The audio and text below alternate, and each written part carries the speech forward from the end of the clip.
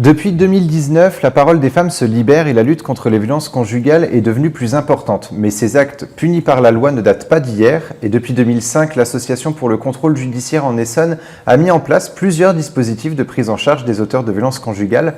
Pour en parler avec nous, je reçois aujourd'hui François Roch, directeur de la CJE 91. Bonjour et bienvenue sur Sensation. Bonjour. Alors avant de parler des mesures autour des violences conjugales, on va parler un petit peu de votre association. Quand a-t-elle été créée et quels sont ses objectifs au quotidien ? Alors la CJE 91 a été créée en 1984 et les objectifs principaux sont la prévention de la récidive et le traitement social et la réinsertion des auteurs d'infractions pénales. Alors la CJE 91 a un rôle de prévention de la récidive et lutte contre la délinquance et la désinsertion des auteurs d'infractions pénales. Est-ce que ces luttes sont plus importantes aujourd'hui par rapport à 1984, année de création de votre association ? Oui, au fil du temps, on s'est rendu compte que ces prises en charge d'accompagnement socio-judiciaire, donc en plus de la réponse coercitive, permettaient de réduire drastiquement la récidive et donc de faire en sorte de réinsérer les gens et de ne plus les revoir devant des juridictions de jugement. Et depuis 2005, et en collaboration avec le tribunal judiciaire d'Évry, vous avez mis en place des dispositifs pour la prise en charge des auteurs de violences conjugales devant répondre de leurs actes devant la justice. Comment a été permise cette collaboration ? Avec un partenariat avec le parquet d'Évry, donc qui était sensible à cette question et qui a voulu développer des réponses spécifiques à ces phénomènes-là, qui étaient assez peu traités avant par la justice. Et donc on s'est dit qu'en créant des réponses vraiment spécifiques et vraiment adaptées à cette problématique-là et à ces faits-là, forcément un parquetier pourrait plus facilement déférer et offrir une réponse pénale à une situation de violence intrafamiliale.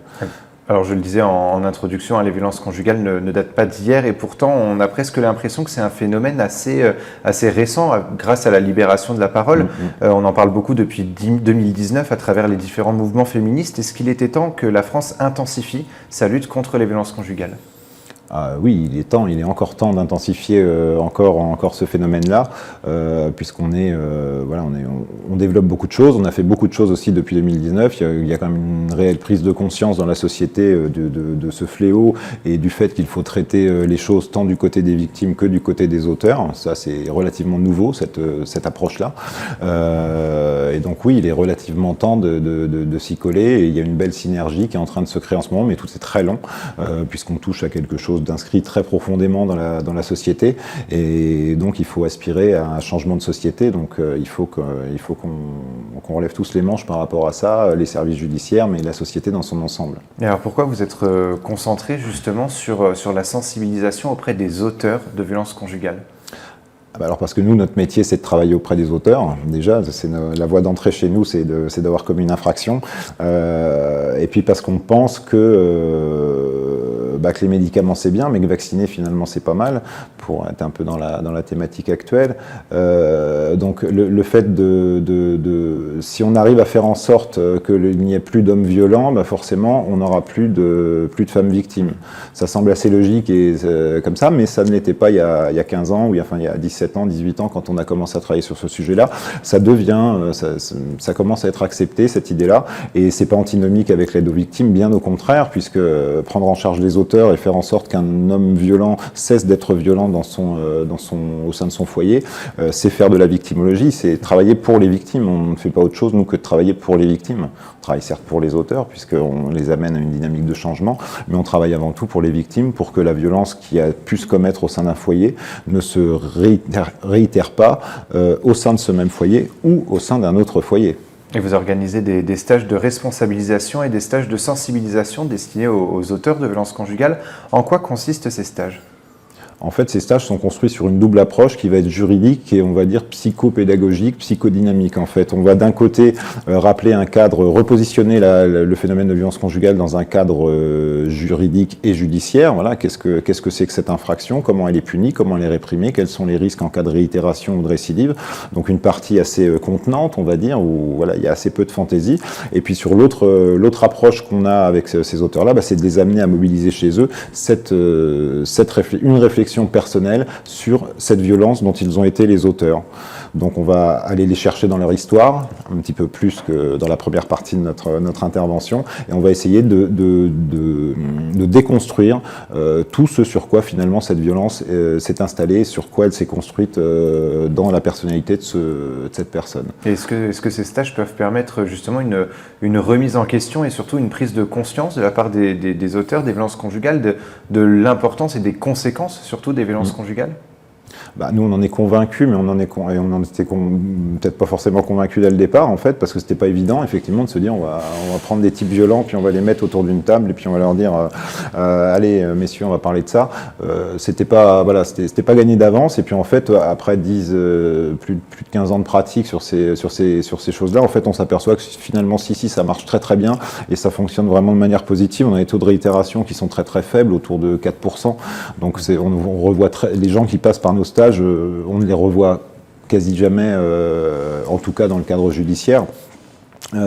Donc si ça fonctionne puisque on est un peu spécialisé, on a traité plus de 5000 des auteurs de violences conjugales dans mon service, donc on a vu passer plus d'un et on s'aperçoit qu'on est toujours un petit peu sur les mêmes fonctionnements, etc. Et on sait très bien finalement découdre et déjouer ces stratégies qui sont inscrites en eux, tout ce qui les a amenés à avoir un comportement violent.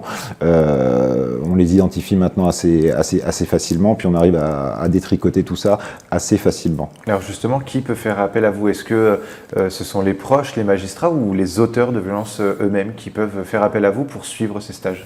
Alors historiquement, étant une structure socio-judiciaire, c'était exclusivement la voie judiciaire qui nous amenait les auteurs de violences conjugales. Depuis 2 ans, on s'est aperçu qu'on avait beaucoup de demandes,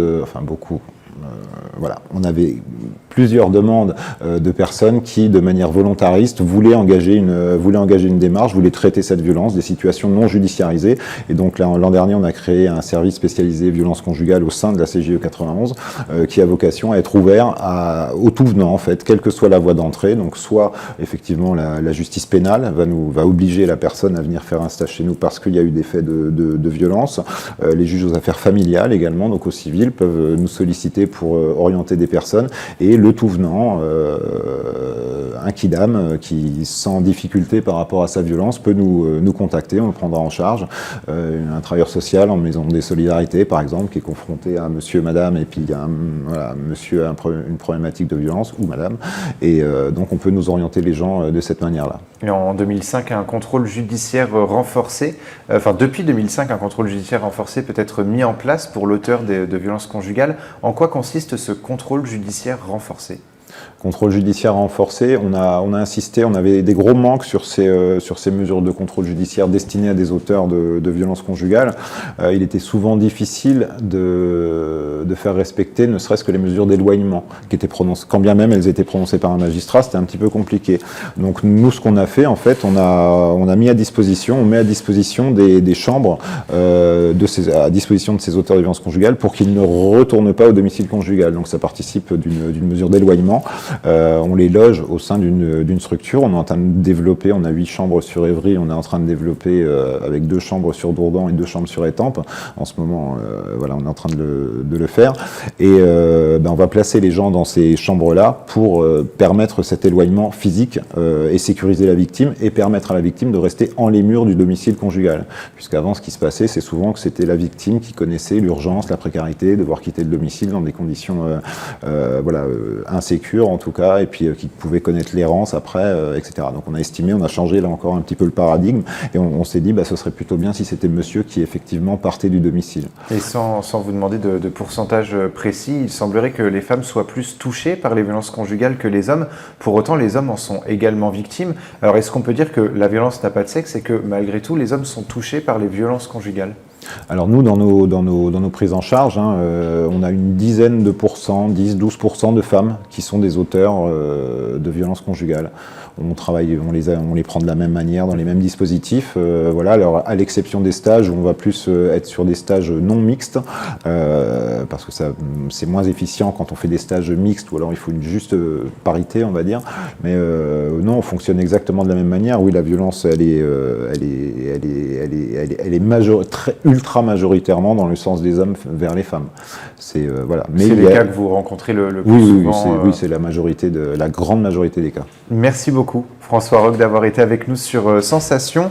Pour plus d'informations sur votre association, on peut se rendre sur le site acje91.fr. Et pour revoir ou réécouter cette émission, rendez-vous sur notre site et application Radio Sensation.